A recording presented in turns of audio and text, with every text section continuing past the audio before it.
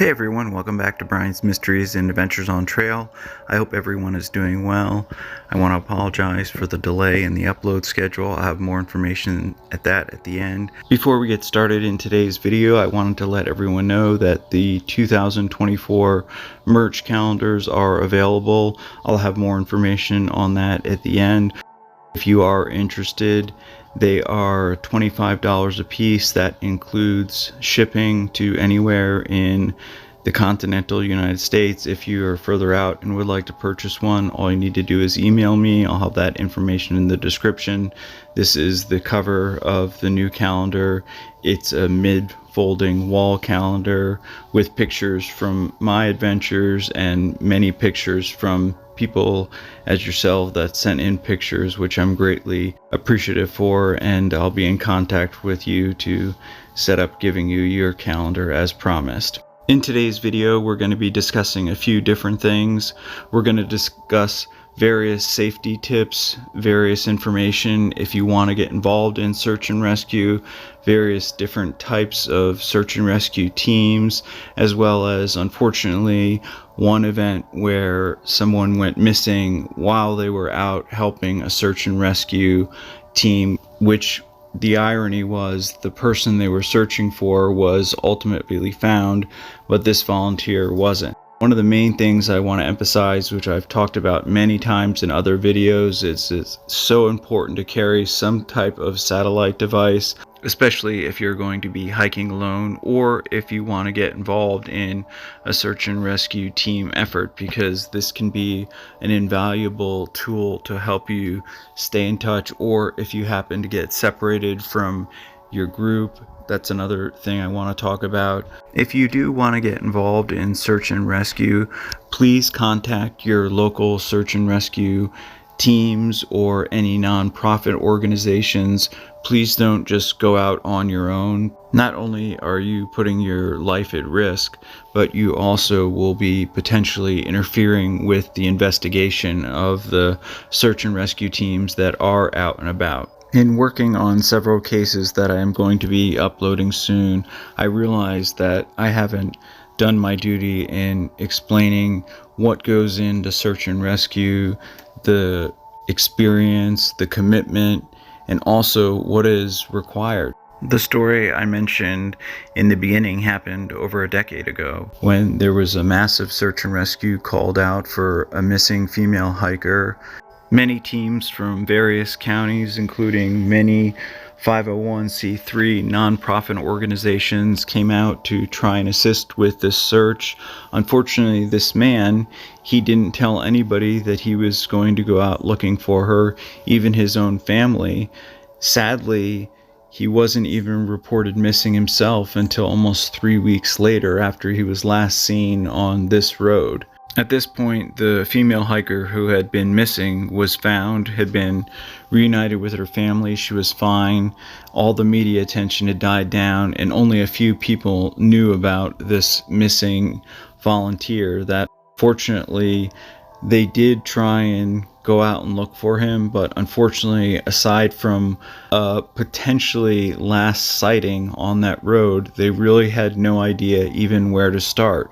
That's why it's so important, if you are going out with any volunteer group, that you let at least 2 or 3 people know that you are going to join this group. You let the actual search and rescue teams that you're going to be joining know that you're going to be part of this search, and that they accept you into the volunteer program, because sometimes, I know it sounds crazy, but sometimes they don't want outside volunteers for their own safety, because it can cause risk to their safety. The last thing that any SAR team wants is to lose another person while engaging on a search.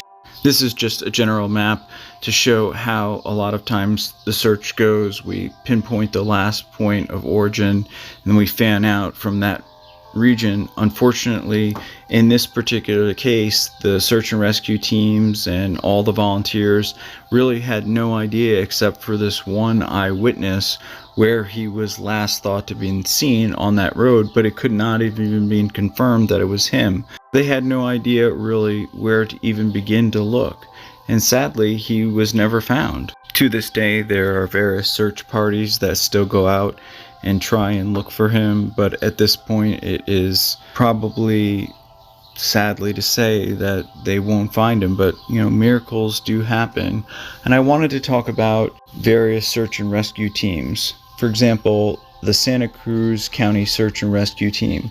They are, in my opinion, one of the best county teams in California. Santa Cruz County Sheriff's Search and Rescue Team is a 501c3 nonprofit organization.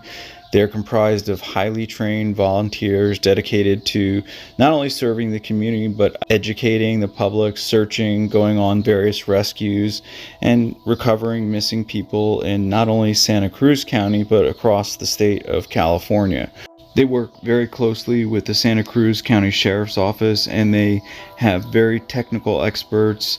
They have a very dedicated team of volunteers and are on call 24 hours a day, 365 days a year, which is just absolutely amazing. And there are many teams like this all throughout the United States. My point is that if you want to get involved in search and rescue, it's best to contact a team like this, or any team in your area, or any nonprofit organizations.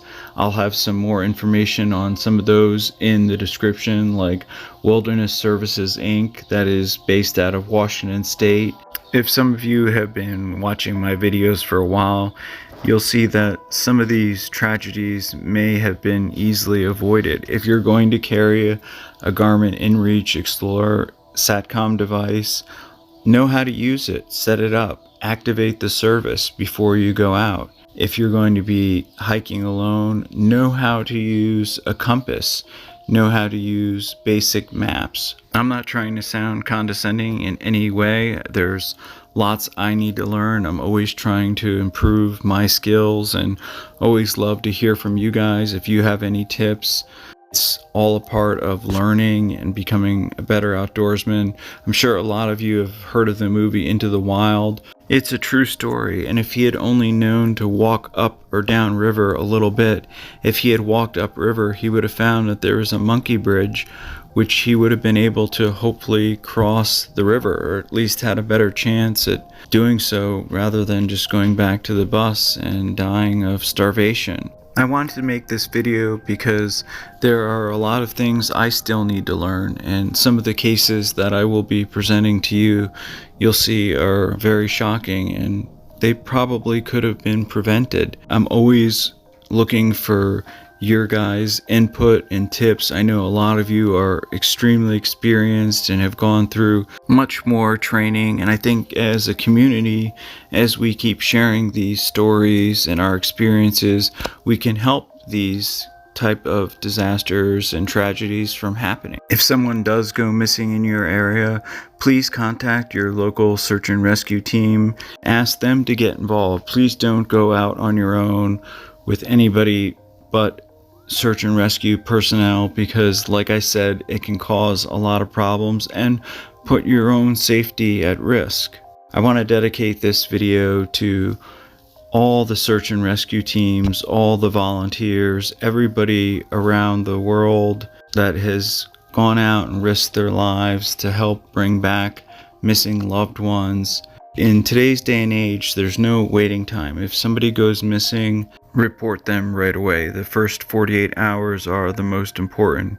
Unfortunately, years ago, there was a waiting period, and people, unfortunately, were lost because of this. Nowadays, there is no waiting period, so it's very important that you report them right away. I want to thank you for watching, as always. Special thank you to co.ag for providing the music. I'm going to have several videos coming up that I've been working on. I wanted to put this video out there first just to give you more information on search and rescue and how important it is that you follow certain guidelines. As far as this missing man, all we do know is his name was John, and that he still remains missing to this day. It's been over 10 years. I know many of you are familiar with the Kris Fowler case. I am working with certain nonprofit volunteer groups out west, and hopefully This coming spring and summer, I will be a part of that rescue team or recovery team, however you want to say it, but we're still working on trying to bring him home back to his family. If any of you have any information regarding his disappearance, please contact the local search and rescue team. I'll have that in the information, or your local sheriff's department. I'll also have the link to the video that I covered his case in the description if you'd like to see it. And if you are interested in getting one of the 24 merch calendars, they are available. All you need to do is send me the money via PayPal or Venmo, or you can email me, which my email is always in the description. If you have any case suggestions or any other suggestions, I'm always up to hearing and covering any case you'd like me to cover. I appreciate you all being patient with me. My health has been up and down, as many of you have known that have been with me for a long time, but I will always continue to work on these cases to the best of my ability. I appreciate all your support and help. If you'd like to leave a donation, my information is also in the description, but even just leaving a comment or anything just means the world to me. See you next time.